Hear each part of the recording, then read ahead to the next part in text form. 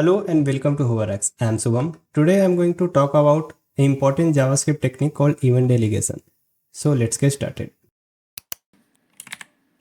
So before moving forward, if you are new to this channel, subscribe to HoverX for watching more front-end development videos and also like this video. Now imagine you have a web page with hundreds of buttons. You need to track clicks on each button. Normally you'll add individual event listeners like this. So what this is doing is selecting all the buttons in the web page and looping using the for each loop, and for each button it is attaching an event listener click individually for every button. And this is for populating the buttons, hundred of buttons inside the web page. Now this works, but if you have 100 of buttons, you are creating 100 of event listeners. This is inefficient and can slow down your web page, especially when adding or removing elements dynamically. Now let me show you something. Now if I go to the web browser, so I have 100 of button rendered here.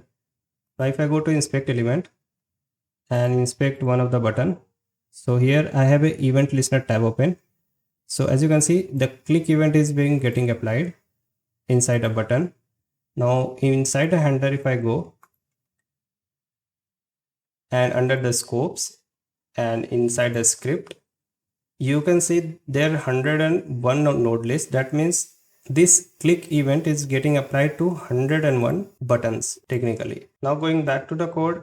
So this is the code for the event delegation. So as you can see, the button has a parent div with an ID container. Now with event delegation, instead of attaching listener to each button, we add a single event listener to a parent element like a div in this case, and listen for clicks on the child button. So here's how it works. So first we are getting the container and we are attaching the event listener to the container.